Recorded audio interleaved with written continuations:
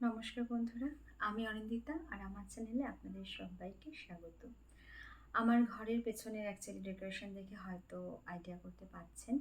সত্যি আজকে আমার জীবনের একটা শুভ দিন, কারণ আজকে আমার ছেলের জন্মদিন। আমার ছেলের বয়স 6, ওরই আজকে বার্থডে ছিল, তাই একটু ঘর সাজানো হয়েছে।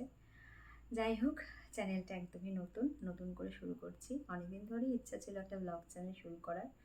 আমার জীবনের কিছু মুহূর্ত, কিছু ভালো লাগা, কিছু ফ্যামিলি ট্রিপ, কিছু স্টাইল, বিউটি সব কিছু আমি চ্যানেলের মাধ্যমে শেয়ার করতে চাই আপনাদের সাথে।